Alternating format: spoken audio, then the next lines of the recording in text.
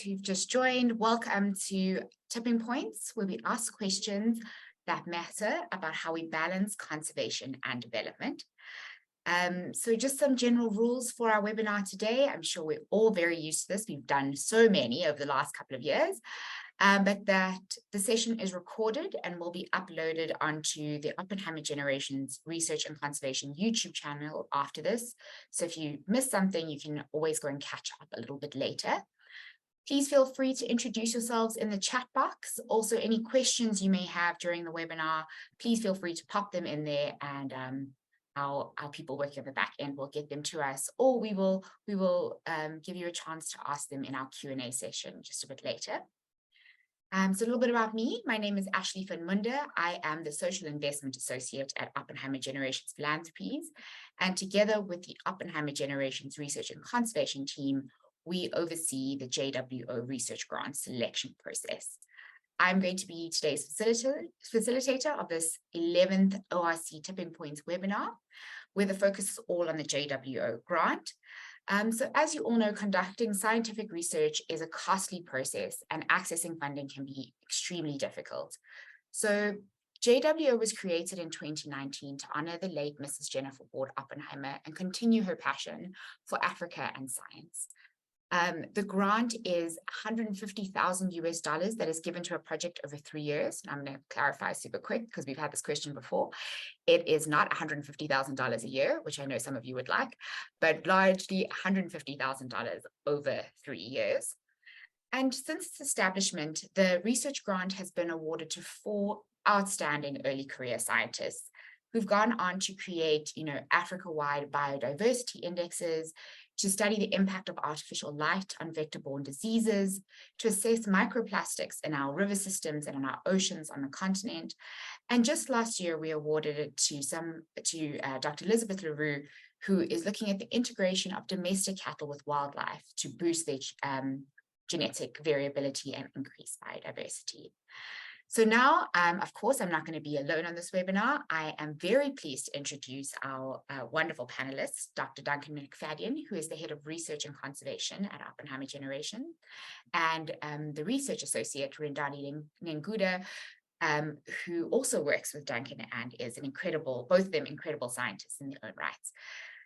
They have been involved in the JWO process for several years, and I really hope that their insights into the process will be beneficial to all of you as you are thinking about your applications. So now I'm going to hand over to Dr. McFadden to take us through the timelines, and I hope you have some pen and paper to note down those important dates. McFadden. Great. Thanks, Ash. Good to have this opportunity to chat to everybody. I think firstly important to run through these important dates. Online applications are already open and opened on the 20th of March.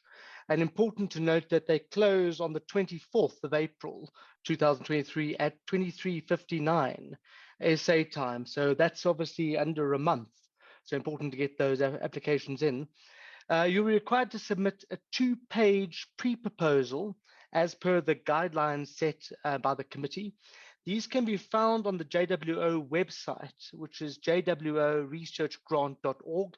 You'll see it listed there in the messagings too. Important that the word count with that 2-page pre-proposal is adhered to, and questions thoughtfully and thoroughly answered. Those who advance to the next stage of the process will be invited to submit a full proposal on the 4th of July. Full proposals must be submitted on the 3rd of August by, again, just before midnight, South African time. So one has, again, practically a month there. The 2023 JWO Research Grant winner will be announced at Africa's premier scientific conference. Many of you have heard of it, the 12th Oppenheimer Research Conference, which will be held in Midrand in Johannesburg between the 4th and the 6th of October. Important to note that registrations for the 12th Oppenheimer Research Conference are also currently open. So those looking to submit an abstract to present at the conference should please do so before the 12th of June 2023. The website there, ogresearchconservation.org. That's the Oppenheimer Generations Research and Conservation website. Great, thank you so much. I think let's kick off by looking at some reflections. We've had 4 winners. So Duncan, for you, you've been involved right since the beginning. What really stood out about our first winners, so Dr. Haley Clemens and then Dr. Bernard Coetzee, and their applications when they were going through this process? Thanks, Ash. I mean, the fact that Haley, being the first JWO, we cut our teeth on her. She had an Africa-wide focus. So the project was not narrow. It was Africa-wide. She was dealing with burning issues of biodiversity intactness. As you know, biodiversity loss is a hugely important issue. Her research, again, was new, innovative, and had never been done before. You know, for a young scientist, she was clearly very ambitious and had really published hugely. Haley also had the right collaborators, and a lot were really well established, recognized academics. And very importantly, she pulled collaborations and collaborators from across the continent. So on a large scale, she was looking at capturing and consolidating data from across the African continent, which was really, really exciting. And I must say, she's done hugely well. In fact, all of our the winners have done so far. Bernard, our second award winner, he dealt with, again, a burning issue. His program not only focused on the impact of artificial light on biodiversity, but brought in the human component and concerns around vector-borne diseases. The program also had a very, very wide geographic footprint. It wasn't just one country. It was broad and certainly not narrow in any focus. And the program was certainly scalable, which was really exciting. So scalable beyond Africa. So we were really, really excited about that. And I think the bottom line is his research was really, the topic of his research is really understudied, an understudied area globally.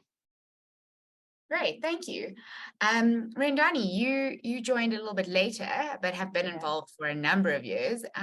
So maybe just the same question for you on our sort of latter winners. So Dr. Gideon Ido and Dr. Elizabeth Leroux, when you came across their concept notes, what stood out for you? What are the key takeaways that our audience need to keep in mind from these winners? Thank you so much, Ash. For Gideon, what stood out for us was that dual approach. So often in aquatic sciences research, you often see someone skewed either to the marine sciences or the freshwater ecology. And what he did, he brought both together to investigate the role that microplastics play in both ecosystems. And I think for us, that made him stand out. And I also felt like the extent of collaboration he had with well-recognized institutions across the continent also made him stand out. It wasn't small geographical scale. What he did is he made sure that he had enough networks across the continent so he could have samples from all over the African continent. He also took it further, because what we want is somebody who has a strong biodiversity, natural sciences focus.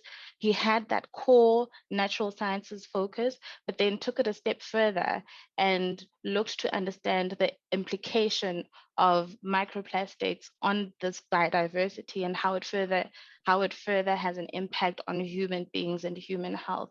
And I think that's what made Gideon stand out. He was able to close that loop, not only have that scientific focus, but give us that bigger picture. Why is this important?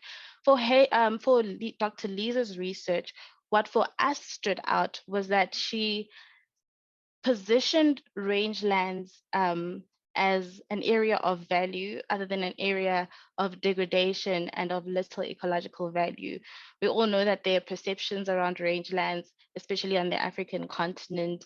I think we only view them as these areas that support millions of livelihoods, but she positions them as important corridors for genetic biodiversity and nutrient biodiversity, especially for protected areas. And so she was dealing with a pressing issue that is very current and very important for the African continent.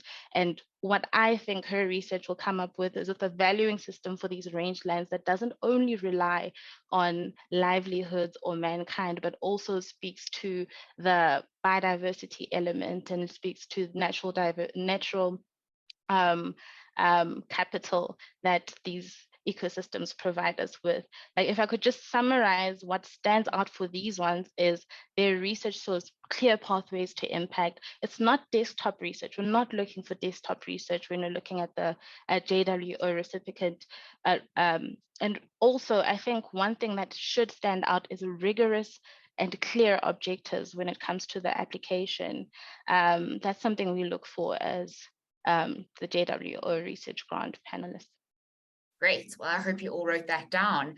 I think let's look now to who's eligible. So, Duncan, I was reading the guidelines on the website say, it's for an early career scientist. What is an early career scientist?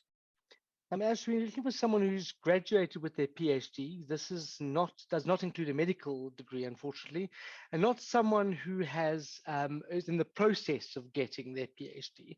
They need to have already graduated. We encourage programs that are ecologically based studies with strong links to natural sciences, as Randani has said. It's also important that the majority of recipients, the time should be spent on this program. And someone that does not have more than 7 years experience post-graduating from their PhD. However, the panel does make exceptions for applicants who have taken time off for family responsibility. As mentioned before, the $150 should contribute significantly to the execution of the program in question. Okay, great. And then now, Randani, for you, the guidelines also state that the applicant should have these strong links to an African institution. What does that mean? Well, as you know, Ashleigh, we're trying to empower African researchers, and part of empowering African researchers is just having a home base within an African institution. So whoever applies needs to make sure that their application is linked to an institution or an organization that's based on the African continent. This could be an NGO, academic institution, a research institution, a for-profit organization, but they should have a strong scientific foundation. It's also important that the institution has a proven ability to manage funds and subscribes to good financial practice, because the grant is paid to the institution and not the winner. I think I need to repeat that. It's paid to the institution and not the winner. We also need to make sure that you limit expenditure on institutional overheads and administration, because we want this money to stretch as far as possible. It's an African research fund, and therefore we want to support institutions that are creating the next generation of African researchers. Great, thanks so much.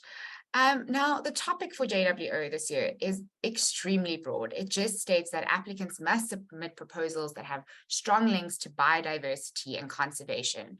So, Duncan, what projects are we really trying to look for? What are we aiming by keeping this topic so broad this year? As we've deliberately kept it broad, and that is so we don't exclude any particular problem or scientific solution.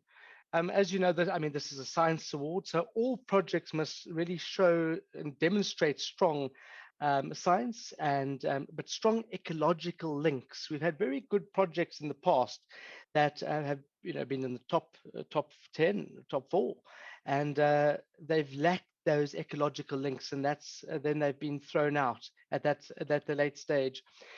We will be assessing, obviously, the applicants' scientific rigor and the science to their selected problem. We want to see strong links, as I said, to the environment, cemented within the natural sciences. What we are looking for is big, bold, innovative, pan-African solutions to African problems. What you would have seen, obviously, from what the previous winners, they're all big programs. They're all linked to biodiversity. They're transdisciplinary and multidisciplinary. So they really, really are exciting, big programs. Great, wonderful. Randani, I just want to touch on a point that you made earlier. You said that our winners had really demonstrated a path to impact. So for our applicants, how do they demonstrate? What is the impact that we're looking for? I think impact for me is threefold. So it's continental impact, policy impact, and capacity development impact. Continental impact is something that's going to benefit many people in different countries all over the continent. Policy impact, something that will impact and influence decision makers, and actually the development of programs on the ground as a result of the research. Capacity development impact would be empowering development and the creation of opportunities in research for upcoming researchers. I need to re-emphasize that we're very keen on the development of new researchers and upcoming researchers. And so that needs to be something that the applicant highlights within their proposal. Great. And also, Duncan, taking you a step back, so you emphasize that this transdisciplinary element is incredibly important. What about those types of projects really makes it stand out for the expert panel? What is transdisciplinary for you? Yeah, actually, I mean, we found that that transdisciplinary element it demonstrates that the applicant has a good understanding of how their solution has relevance to society. For example, how it affects livelihoods. How does it impact conservation management? How will it impact policy? We're really wanting the outcome of the winner, the project, to enable development through a real world solution. Even though this is a science award, we're not looking to fund problems or projects which support science, for the sake of science. I mean, there's some really, really, good projects out there, but they're very, very science-based in a way that they don't address any bigger issues.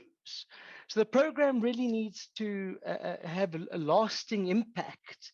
And in order to do so, we understand that one cannot work in silos and requires this transdisciplinary approach in order to drive a real impact on the ground. Great. Now, I think I was listening to a speech yesterday and from our CEO, and she said that, if you want to go far, go alone. If you want to go fast, go alone, but if you want to go far, go together. And I think a key element is this collaborative nature and really using the network you have as a postdoc. Why, Rendani, is that something JWO is emphasizing? I think it just goes back to Duncan's point about not working in silos. We understand that networks and partners enable greater reach and impact of the project over a short period of time. Remember, we want geographical scalability of the project, and with networks and partners, that's enabled. It also allows for projects to impact the impact of the project to continue beyond the lifetime of the project. We don't want to be a typical project who does something and then once the 3 years is done, that's where the project ends. We want it to go further. We want new ideas to come from these projects and the outcomes of the project. It also allows for a diverse set of perspectives and a rich source of data to be collected, which also results in your data being more rigorous because we're very keen on rigorous data sets. It'll also ensure that the applicant and the award are well known across the continent. I think we need to understand that when you do win this award, you become the brand ambassador for the JWO Research Grant. And these networks are important for spreading the word about you as the brand ambassador for the JWO Research Grant. Okay, great. I think we can shift almost from a positive standpoint to we have seen many proposals and many that sort of don't make it through. And we want to advise the audience today about those pitfalls, not to, what they are and how not to fall into them. So Duncan, when thinking about, previous proposals, is there anything that really kind of kicks the proposal out during that first filtering process? Absolutely, Ash. I mean, the real bugbear, I think, for all the expert panelists is those applicants that don't really pay attention to the instructions or that they submit incomplete submissions. The concept notes in the pre-application stage must have a title. They must stick to the word count. I mean, often we get very short applications or very long applications. So stick to the word limit specified in the application form. Again, For us, too short applications indicate that one has not really put enough effort into it, and the concept notes that are too long, the applicant clearly it does not know how to follow instructions. I mean, the total concept note should not be longer than 1,200 words. At this stage, references are not needed. So concept notes need to be clear, need to be concise, and be around the objectives of the program, and not to make and those that don't make it through to the full proposal stage.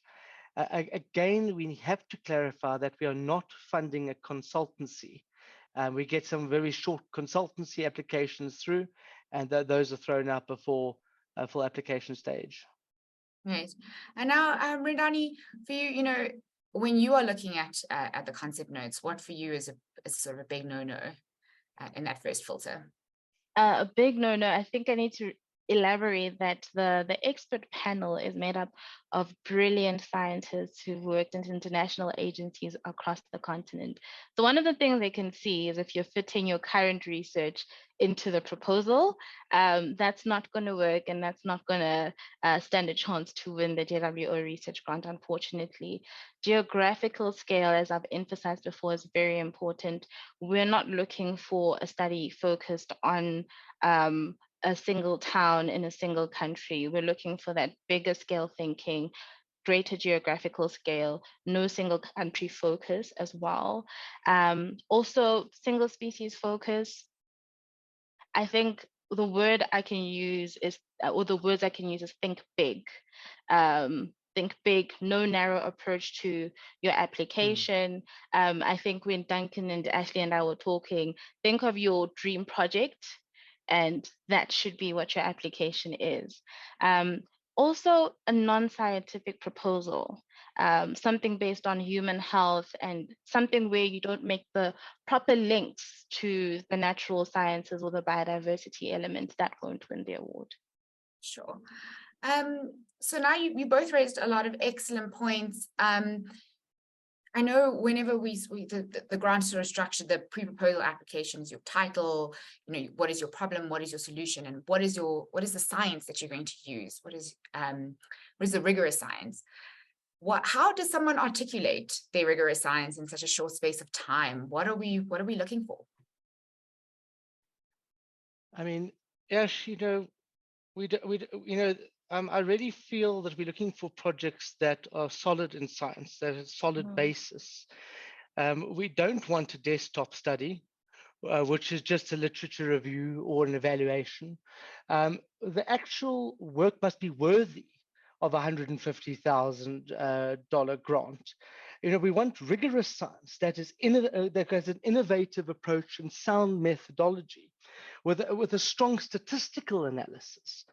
This includes clear objectives, sound methodology, and a thorough, up-to-date literature review. Great.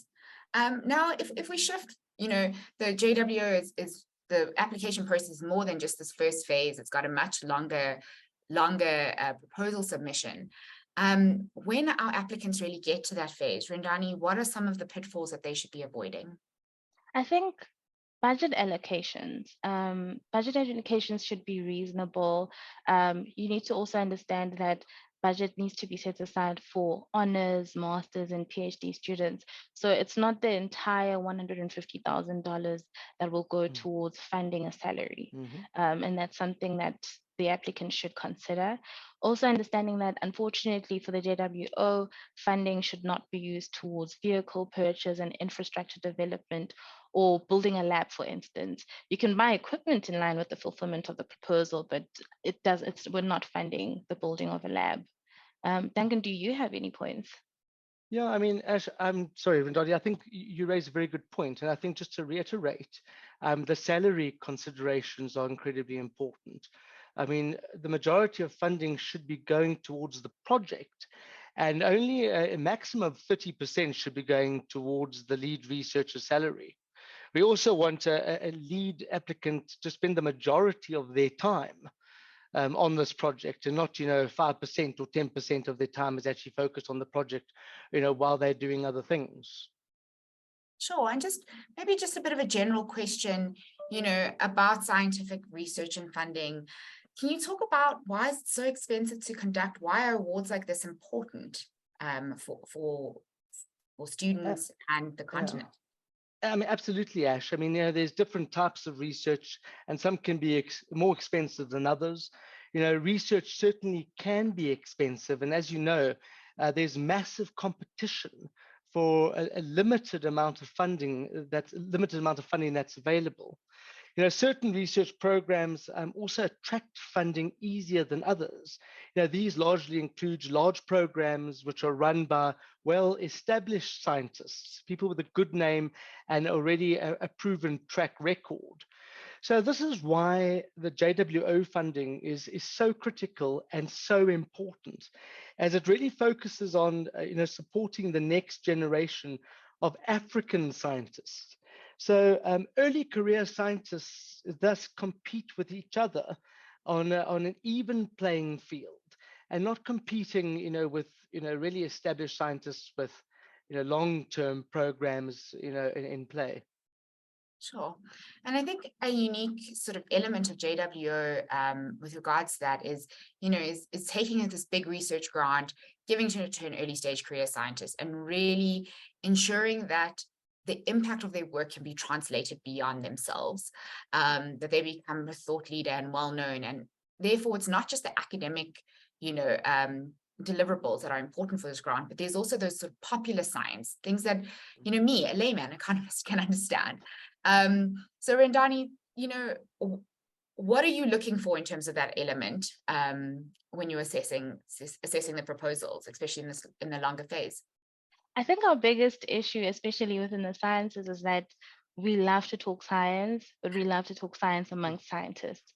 And we will use the scientific jargon, and in our science often ends up meaning nothing, even though it could have had great implications for decision makers. So I think the applicants should have a plan on how they plan to disseminate their findings beyond the academic audiences. We know that the academic audience will be addressed because science typically have that in check, but you need to reach non-academic audiences, because these are where the decision makers are found, and we want your science to translate to something happening on the ground. So that plan needs to be in place. We also think that your scientific findings should not only have complex jargon. As I said, everybody needs to understand why your work is important.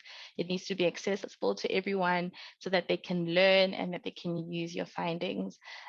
We have a PR company, fortunately, and a science communication company that we work together with, and that all JWO winners have the opportunity to leverage off to spread their science and to spread all the work that they're doing. So you will not lack resources, but you need to have a plan in place. Absolutely. Great. Duncan, anything to add on that? Yeah, I mean, I totally agree with what Rendani has said. And, as Oppenheimer Generations Research and Conservation, one of our strategic legs is actually looking at science communication, because as Rendani has said, one of the big problems with scientists is scientists only talk to other scientists, and you don't get that message out. So scientific articles obviously is a big plus, but we do certainly put a lot of emphasis and value on popular articles that are going to reach a far broader sector of the public. Great. Well, thank you both so much for this incredibly informative discussion. I think we should jump now to our Q&As. Just a reminder, if you've had any questions that weren't answered during our discussion, to pop them in the chat box. Also, if we're answering these questions and something else pops into your mind, let us know, raise your hand, put it in the chat box, and I'll make sure that our panel hears it and gets a chance to ask it. I think before this webinar, there's some questions submitted on Eventbrite, so good to start with one of those. So someone said that I'm a postdoc researcher from Africa, affiliated to a North American university, working on research that focuses on biodiversity and conservation on the African continent. Am I eligible to apply for the JWO grant? Duncan? Do you want me to Absolutely. take that one? I think absolutely you take it. Definitely, you are eligible as long as you make sure that you're affiliated with an institution on the African continent to run your research. So it shouldn't only be your American affiliation, but you need an African affiliation that the funds will go to, be transferred to. That's right. And also, your research needs to be based on the African continent. Yes. Which yours is, so you should be fine. The next one says, can one resubmit a refined proposal that was once rejected by the JWO? I have tried twice, but never been successful. However, this webinar has made me understand why. Okay. Well, that's good to A hear. little bit. Absolutely. If the proposal has been refined, we don't know what level, at what stage that proposal actually fell out of the expert panel selection process. But by all means, submit as many times as possible. And maybe, in fact, Bernard, if I can throw him under the bus, it was Bernard Kutsier's the second winner, second year the winner. He applied the first year round, applied again the second year, and was successful. Great. So it says some of us work on specific species with localized geographic locations, but impacted by big global issues like habitat loss. How do you present geographical scale for such projects? Tough one. I think if you, Duncan, please go ahead. After you. No, you go ahead. I think if you can demonstrate that global impact that your study could have, even though it's quite localized, if you can clearly demonstrate it in your application, then that improves your chances of succeeding. Yeah. And added to what Rondani says, is scalable. I mean, if you can scalable and you can show the application to a broader continental view, I think it would be certainly viewed as positive. Sure. The next question says, please state in a few lines some specific subfields of ecology that you are interested in, and how vast should one go geographically? I think the second question has been answered, continental, really big and vast, but maybe the first question about some specific subfields of ecology. I mean, it's how long is a piece of string? I mean, it's all environmental and allied sciences, you know, so anything zoological, anything. We've had chemistry, we've had, you know, pollution, we've had water, we've had, so entomology, archaeology, you know, anything that's got great application across it certainly will be viewed by the expert panel. Great. The next one says how, I'm guessing it's how long should the maximum duration of the project be? So this is a 3-year grant. So please keep in mind that your project must fit into 3 years. Of course, we want the impact to extend beyond the 3 years. And if it goes on afterwards, we're pretty flexible. We just need transparency and to know about it. But 3 years is really our maximum. Then some intense ones. So why is so much money granted? I don't know if I've been asked that, and actually needed for biodiversity and conservation research.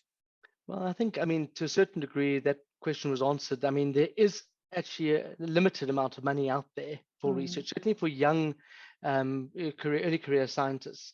And we feel that this kind of money is needed to really make a difference. You know, as we said, research costs quite a lot. And I mean, we've seen, I mean, another thing we should mention is that when people put their budgets forward, that it should be within $150,000 and not double. Sometimes we get people really trying, you know, a certain proposal stage. But biodiversity loss, and I don't think I need to tell anybody about biodiversity loss here. It's a massive global concern. And I think this money, certainly from an Oppenheimer perspective, will really go a long way in really not only changing the life of this young scientist in terms of their profile, but also really enabling them to really make impactful differences in their field of study. Just to add to Duncan's point, I'd actually like to contradict that question, because it isn't so much money granted within the space. Most of the money is going to health sciences. And how is it that we're not putting enough research into a finite resource that we have? We need to know how to manage this finite resource. On top of that, even just beyond South Africa, there's not a lot of money going into conservation space. There's not a lot of money going into biodiversity. And so we made it our responsibility to make sure that that's happening. Yeah. Oh, great. And I think that answers Fred's second question. Fred, please let me know in the chat box if you don't feel that the answers our panelists gave was adequate. We've also asked what percentage of funds can go towards student bursaries? Yeah, I mean, we are very keen that these funds help develop the next generation of researchers. So, I mean, it's up to the research lead, but we would like to see, masters, PhDs coming out of these studies. If I look over the years, probably an average of 2 or 3 masters, PhD or PhDs. 2 coming out of this. Yeah. And I think it's, interesting to point out, students are always best hustlers I think I've ever met, and they really do find funding for their studies, but you can combine some of this funding. It doesn't mean that for a PhD student or a master's student, we know that everyone needs as much funding as possible to do the incredible work that they do. So we're okay if it's combined with previous funding from elsewhere. Do you fund ongoing research that needs expansion and more funding? I mean, that's a very good question. Typically, we avoid funding ongoing research because we want something new, something novel. As I said before, we don't want it to be already existing research, and the expert panelists will see this from the go. So typically, we don't prefer to do that. Yeah. That's right. Okay, great. Someone says that, in my view, $150,000 cannot really speak to all ecological needs at a continental scale. How about if a proposal is done at a regional scale, for example, the SADC level? I mean, that's absolutely fine. Yeah. I mean, it's still quite a wide geographic area. I mean, I know it can be done at a continental level. I mean, look at Haley's work. I mean, that covers every country on the continent. But point taken, I think a regional level is certainly acceptable, especially if it's scalable. Okay, great. So yeah, I think a sort of general rule is if it's one country, it's too small. Absolutely. Definitely more than one. Yeah. Is our sweet spot. There's a question about, can funding also go towards staff? For instance, I hope I pronounced right, a herbarium technician to be employed for the 3 years. Herbarium? Yeah, it can. Yeah. As per the budget, the fulfillment. Yeah. Absolutely. Yeah. As long as it's in the budget that's submitted, a lot of the winners have had that in their proposals. The next question is, could research into museum collections to complement the proposed projects? So lots of African fauna are lodged in European museum collections, for example. Yeah, if it fits within a broad proposal that's going to tick all the boxes that is put forward by the committee, I can't see why that application wouldn't be certainly considered. Okay, great.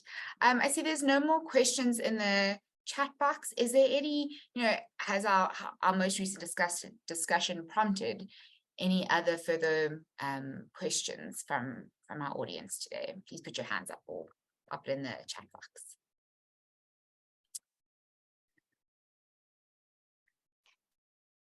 Someone has said that within the deliverable indicators of success that funders always need from the funded, how do you ensure that these needed variables do not drive negative forms of feedback within the systems being researched?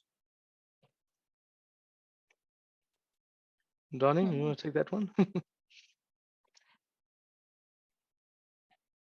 Okay, could you just repeat the question? Sure.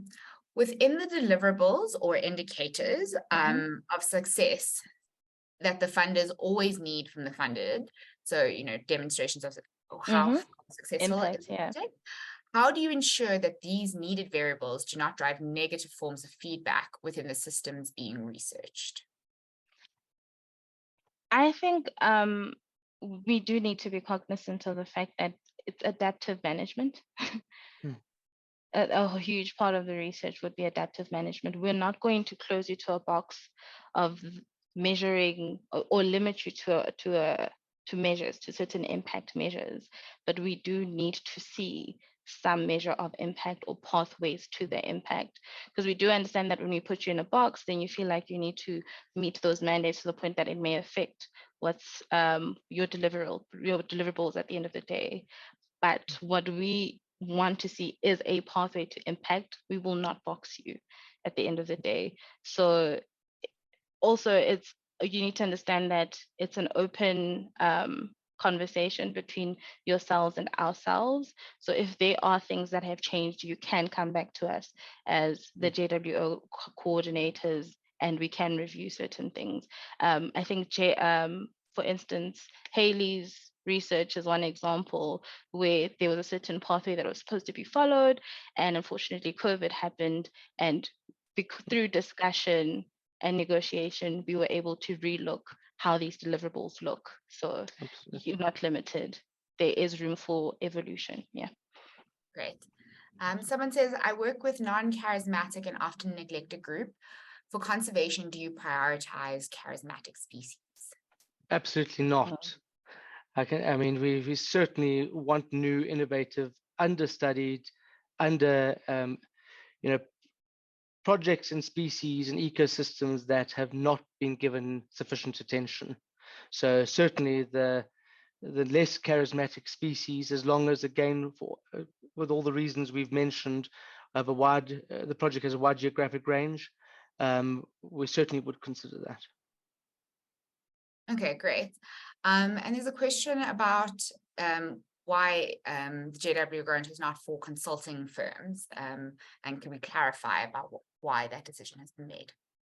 I think we've been burnt because we've had a lot of consultancy applications coming in, and again, we want this to be solid science that has, in the form of a research project, so affiliated to a university, and a series of academics collaborating with the lead scientist.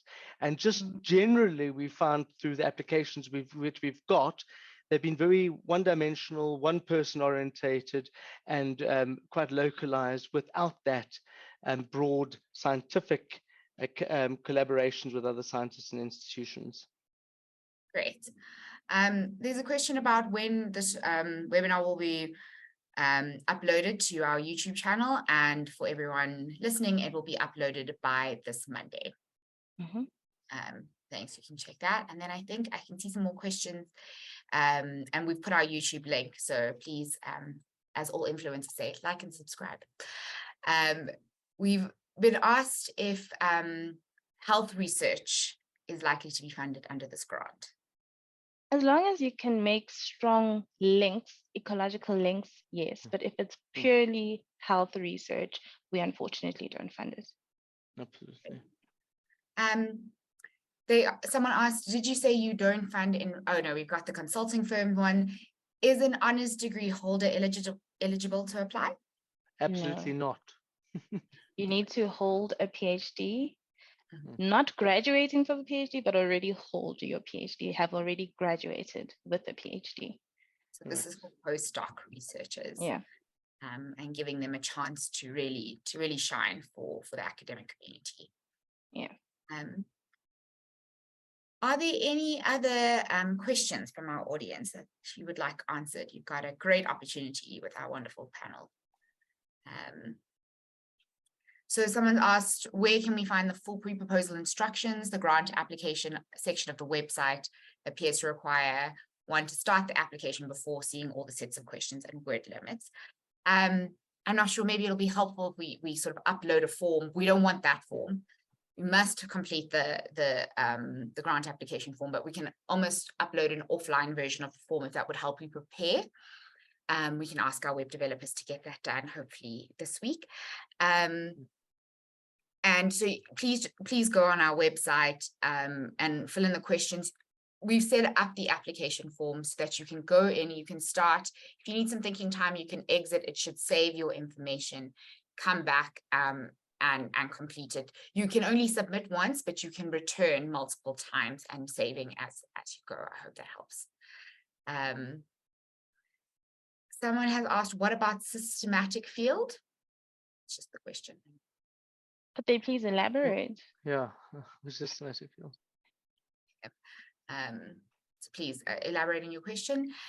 Can applicants be affiliated to any university in Africa? Absolutely. Yeah. Yeah. Great. Okay, we will definitely work on getting that form. If you would also like to, any questions, if something pops into your head after this webinar and you didn't get the chance to ask it, please email, I think it's JWO Grant at op-gen.com. We will, if you go onto the website, there's a form for you to fill out that comes straight to our inbox, and someone from the team will be able to answer your question. Someone asked, do you provide just one award per round? Again, it's a good question. I mean, we've considered more than one award, but to date, our mandate is one award for the JWO award.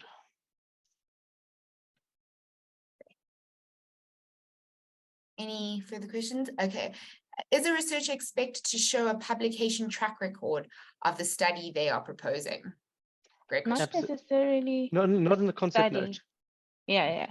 Because not necessarily the study on the concept note, but they should show their own publication track record, even separate from the study that they're proposing. Yeah. Quite right. I think in the past we have seen applicants who really are trying to step out of their box and their sort of area of expertise and want to do something interesting. And there is a question about why and what expertise do they have to be able to do this. So it will be your responsibility in your proposal to justify that you have the skill, that you have the networks, and you'll be supported in doing that work.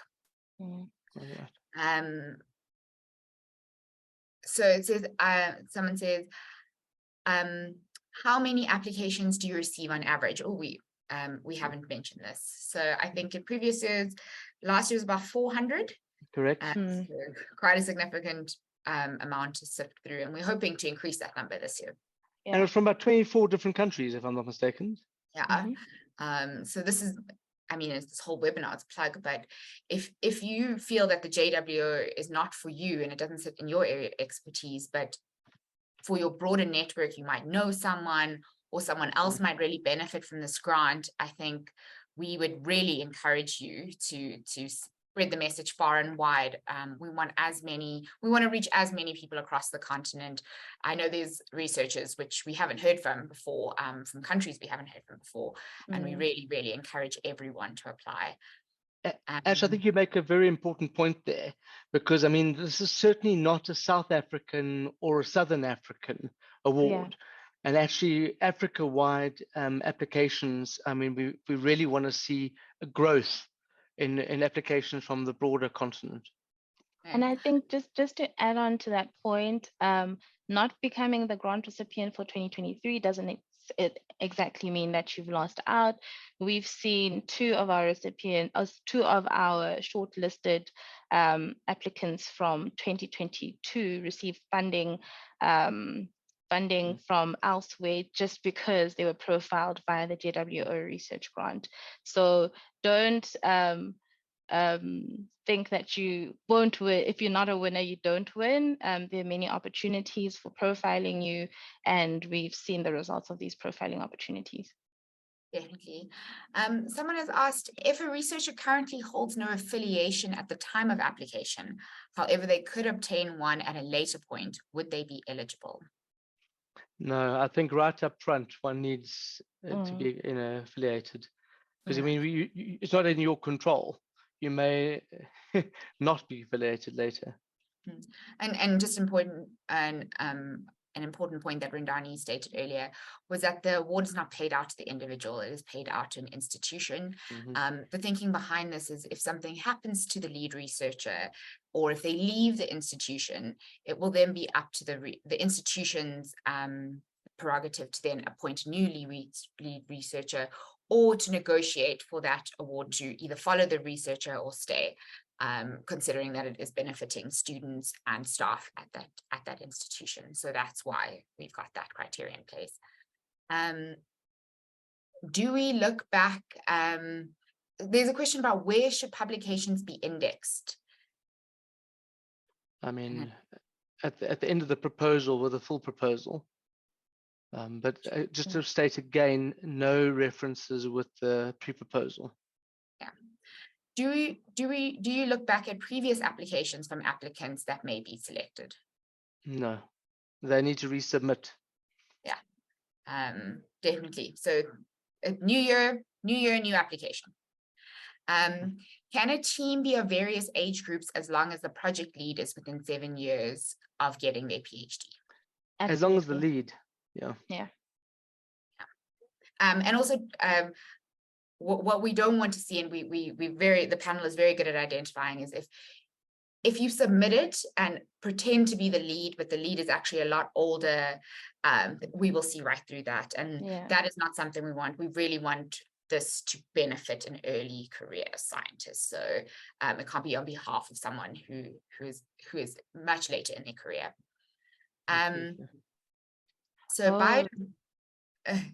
No, I think Ashton clarified their question. Okay. So they were asking whether if they apply this year and they'd applied before, do we look at their previous applications? And no, we do not. We only consider the application that you've handed in this year. For this year, absolutely. Biodiversity is key to the grant. One can just look into things like biofuel and climate change, just measuring gases. Do you make applicants aware? I think, that was the first question. So biodiversity is key to the grant. One can just look into things like biofuel and climate change, just measuring gases. Question? Is that a question? I think so. I would maybe ask the person to qualify that just a little bit. Do you make applicants aware when their application is rejected? Unfortunately not. I mean, there are just so many, as I'm sure all of you can understand, everyone's busy, and we appreciate the time and effort that you've put in, but it would take huge resource from our side to reply to each and every one and tell them why the application was not successful. So unfortunately not. Yeah, unfortunately, you'll just have to use the time frames as an indication of whether your application is successful or not. Sure. And then just back on that indexing question, a clarification is that should all publications, for example, be with Elsevier, Springer, etc., some funders prescribe just a little thing blocking, prescribe that only those who have published a number of papers with such high profile publishers can actually be awarded. So what are we looking at when we're looking at that published track record? Looking at a full published record, impact index of the various journals. If there's a lot of nature science papers, obviously it'll get our attention. So we are looking at the standard of the journals and the number of publications that the author and that they are lead author to. I mean, obviously, if you're a lead author compared to one of the other authors, that's a benefit. Sure. Someone asked if my PhD is older. If my PhD is older than 7 years, can I participate as a collaborator? Yeah, absolutely. There's some collaborators which are, old greybeards. Okay, great. Yeah, I think as long as we really encourage the support of those early career scientists. So if you can help mobilize and assist, but they are really leading the project. That is leading the project. And that's important. Okay, I see we have a few minutes left. I think it's okay. Maybe one more question. I just see. Many questions. Okay, we'll take these last two and then we can sort of wrap up, and anything more, please email us and we'll do our best to answer them. So it says biodiversity is key to the grant. One cannot just look at things like biofuel and climate change, just measuring gases without looking into biodiversity component. One can, because it's still within the climate sciences. And the climate sciences is a part of the broad natural sciences, so that is still fine. But we need to make sure that there is field research at the end of the day. Absolutely. Agreed. Thanks. And then the last question is, about that earlier question where the applicant doesn't hold an affiliation at the time of applying. So they say that there exist calls which allows applicants to negotiate with a host university, usually their home university, if they were to be granted the funding. The prospective host university then provides them with a confirmation letter at an advanced stage of the review process. Has JWO considered such an approach? It's certainly something to consider. And I think it's something we need to discuss with the other expert panelists. But to me, it makes sense to consider it. Yeah. Sure. It does sound like in those instances you have an affiliation, you have a place there. So it sounds like it would be an easier link to make for having the funds at that institution if you were to be hosted by that institution. And obviously the application also includes reference letters. So there's your chance to really back that up. I think with the last couple of minutes, I think we should do some sort of general housekeeping and wrapping up.